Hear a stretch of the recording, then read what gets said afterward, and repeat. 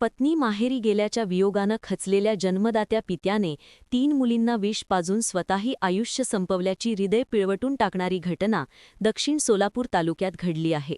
यामध्ये भीमा अण्णा वाघमारे असं मृत्यू झालेल्या व्यक्तीचं नाव असून तिन्ही मुलींची प्रकृती गंभीर आहे. या दुर्दैवी घटनेनं सर्वत्र हळहळ व्यक्त होत असून पोलीस याबाबतचा अधिक तपास करत आहेत. समोर आलेल्या माहितीनुसार दक्षिण सोलापूर तालुक्यात हृदय पिळवटून टाकणारी घटना घडली असून वडिलांनी 3 चिमुकल्यांना विष पाजून स्वतः आयुष्य संपवल्याने खळबळ उडाली आहे. दक्षिण सोलापूर तालुक्यातील तीर्थ गावात ही भयंकर घटना घडली.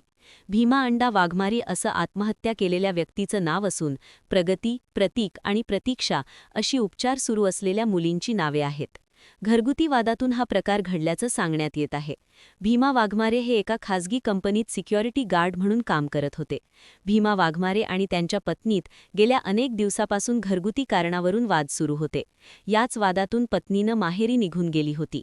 भीमा वाघमारे यांनी आणि नातेवाईकांनी पत्नीचं समजूत काढण्याचा प्रयत्न केला, पण पत्नीनं सासरी येण्यास नकार दिला. याच निराशेतून भीमा वाघमारे यांनी आपल्या प्रगती वय 8, प्रतीक वय 6 आणि प्रतीक्षा वय 4 यांना वळसंगजवळील शेतात घेऊन गेले होते. त्या ठिकाणाहून त्यांनी पत्नीला फोन केला, "मी आता निघालो, तू मुलांना घेऊन जा," असं सांगितले आणि तिन्ही मुलांना विष दिले. तसेच स्वतःही प्राशन केले, ज्यामध्ये त्यांचा जागीच मृत्यू झाला.